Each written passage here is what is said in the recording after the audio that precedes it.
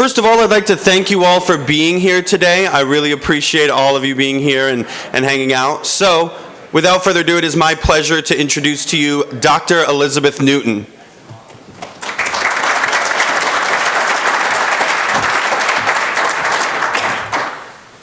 Good morning. Welcome to The Ohio State University, one of the largest public universities in the United States, and today's host and convener of today's experts in law, policy, city and regional planning, government, business, human interactions with technology, and yes, all flavors of engineering. My name is Elizabeth Newton, and I am the Executive Director of the OSU Battelle Center for Science, Engineering, and Public Policy.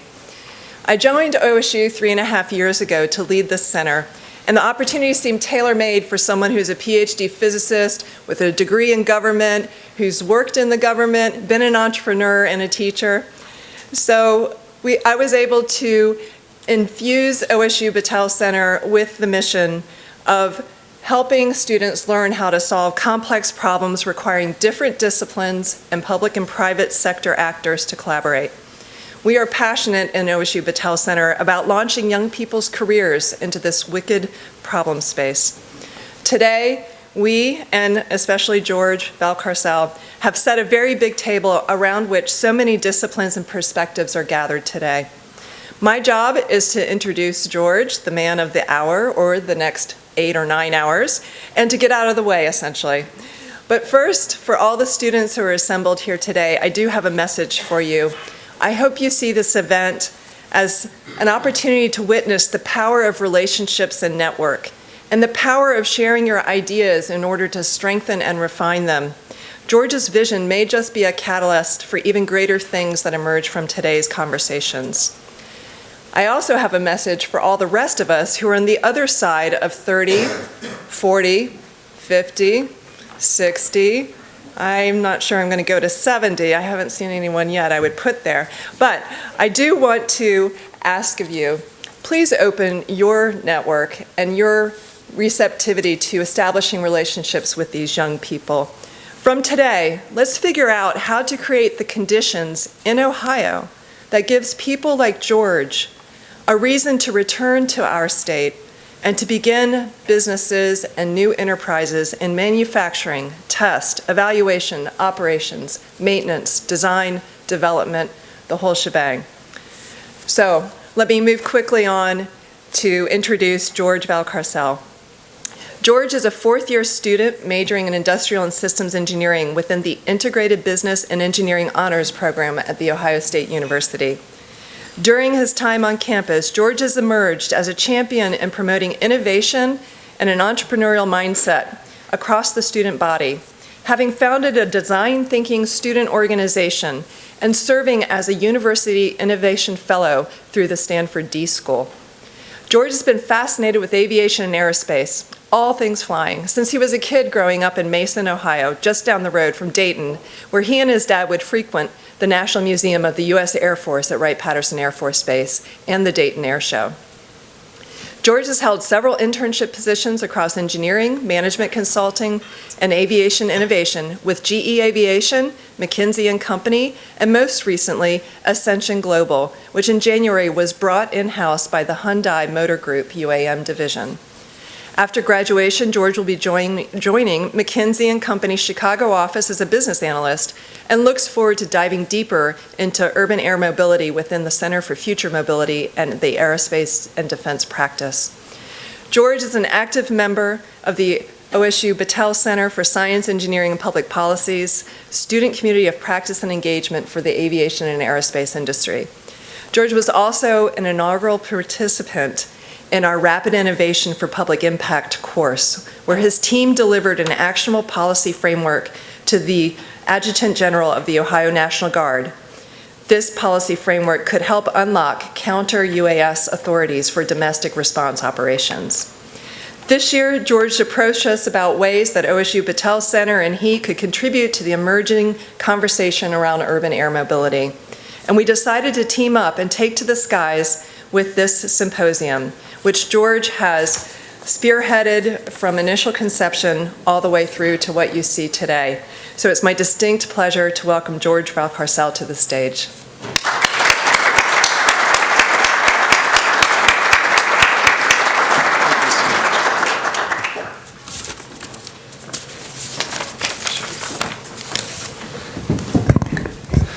Thank you so much, Dr. Newton, for your kind words of introduction and for all of your guidance and mentorship over the years. I know that programs like the Battelle Center are the reason why Ohio State is really behind creating such an innovative workforce for tomorrow, especially in industries such as aerospace and defense.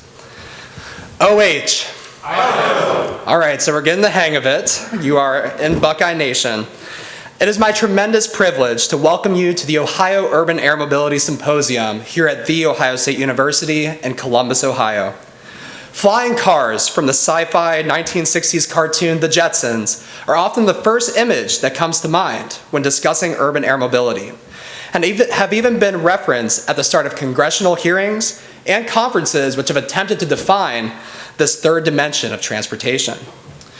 Advances in automated flight control systems, energy storage systems, distributed electric propulsion, lightweight composites, and machine learning have ushered in what many experts consider to be the biggest revolution in aviation since the jet engine.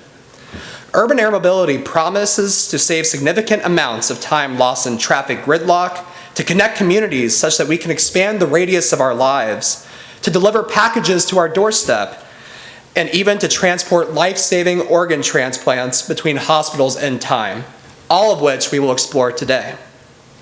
What might surprise people, and what will be echoed throughout today, is that the technology to enable a Jetsons-like future is well on its way. But urban air mobility will be made or broken by the ability of industry, government, academia, and communities to collaborate on the development of certification standards, robust policy frameworks, sustainable business models, equitable planning practices, as well as building public trust. Without supporting infrastructure, a concept of operations for low-altitude airspace and traffic management, physical and cybersecurity standards, and proactive community engagement, air taxis and cargo drone delivery services are doomed to just remain flying science experiments. The multidisciplinary nature of the urban air mobility problem is precisely why today's symposium has been designed with an ecosystem-level approach. Each of our panels has been designed to take you on a grand tour of the various components of this complex ecosystem and to highlight the intersections and even tensions between disciplines such as urban planning and aviation and aeronautics, which traditionally have interacted very little.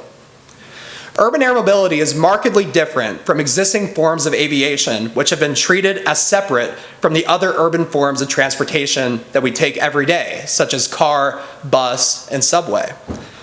Air metro and unmanned cargo delivery services will need to be integrated into these everyday transit systems to create a multimodal transportation and logistics network. And because of this, urban air mobility will need to be highly tailored to suit the needs of each individual region and community. For example, the use case of air taxis to fly you across town in a large metropolitan area such as Los Angeles and Dallas may work for those cities, but may not be what's right for Ohio. And this explains why today's symposium, in addition to taking an ecosystem-level approach, is deeply concerned with answering the question, what does urban air mobility mean for the state of Ohio? So in fact, the very word urban is misleading, especially for a Midwestern state that is characterized by distributed mid-sized cities, surrounded by suburbs, and vastly blanketed by rural agricultural regions. You will learn today that the Ohio Department of Transportation has chosen to avoid using solely the term urban air mobility to refer to this new era, and have actually introduced a new definition of a broadly encompassing category called advanced autonomous technologies or aircraft technologies. How about that for a mouthful? So this will refer to the transportation of passengers and cargo, as well as medical supplies through low altitude airspace. Today's event is different from most in these early days of the UAM industry, given its focus on our Ohio community. Flashy technology conferences are happening all the time and have become a hallmark of these early days of UAM.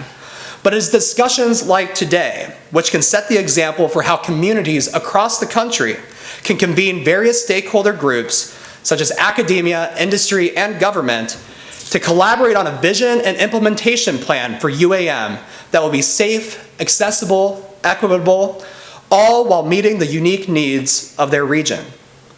I am proud of the coalition that we have formed behind this event, spanning the State Department of Transportation, State Economic Development, a large state university with many different colleges and disciplines here at Ohio State, as well as our state legislature. And these symbolize the partnerships that will be required in order to really push the needle forward on UAM. Our state's aviation and aerospace industry stands on the shoulders of giants, going back over 100 years to the Wright brothers, sorry North Carolina, any of you in the room, and famed astronauts like John Glenn and Neil Armstrong.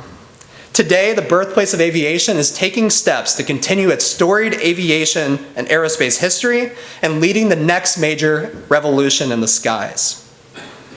Being home to major federal research centers such as NASA Glenn in Cleveland and the Air Force Research Laboratories in Dayton, and a strong network of public research universities like Ohio State, enables Ohio to be on the cutting edge of developing the advanced technologies required for UAM.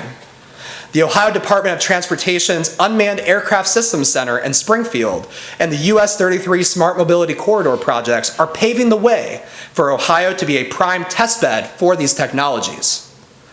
You are also currently sitting in America's smart city, with Columbus having won a $50 million grant and currently implementing pilot projects as part of the US DOT's Smart City Challenge. And the Ohio DOT recognizes the need for multimodal integration of transportation networks and is making parallel strides towards electric and autonomous mobility both on the ground and in the air. Not to mention, Ohio is a leading state in the aviation and aerospace supply chain and consistently has been the largest Tier 1 supplier of Boeing and Airbus, led by firms such as GE Aviation just down the road in Cincinnati.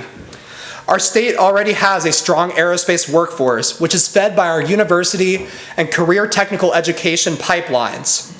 And to even illustrate this point further, we have K through 12 elementary students set up outside who are presenting the work they are doing for the State Department of Transportation on future mobility solutions and smart cities as part of their Ohio STEM Learning Network challenge. So with this workforce, we can actually leverage this to make Ohio to UAM what Detroit was to the American automotive industry for manufacturing. The state of Ohio is actually looking beyond just establishing itself as a UAM hub for R&D, testing, and manufacturing by proactively planning a regional air corridor model which will serve the distinct needs of our citizens and businesses. Through intentional pilots and scaling of unmanned air traffic management systems and infrastructure initiatives, the state of Ohio is already thinking beyond the vehicle. Today, we celebrate the lasting achievements of Ohio's aviation pioneers. We share the exciting progress being made by our state in the field of advanced autonomous aircraft systems. And we will learn from nationally recognized experts about the path forward for the birthplace of aviation to take a leading role in the advancement and integration of urban air mobility. I want to extend my thanks to our amazing partners who have made this event possible. From The Ohio State University, the Battelle Center for Science, Engineering, and Public Policy, led by Dr. Elizabeth Newton, Dr. John Horak, Jenny Shields, and Ethan Rivera, the Center for Aviation Studies, represented by Dr. Amber Woodburn McNair, as well as the Aerospace Research Center with Dr. Jim Gregory.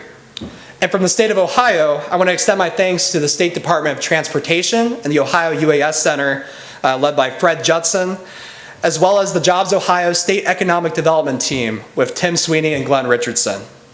And finally, I want to extend my thanks to the American Institute of Aeronautics and Astronautics, our AIAA chapter here at Ohio State, led by Austin Carr. Together, I'm excited to see what results from today. I hope there will be many conversations and that we can put Ohio on the map as really leading this next revolution. Thank you.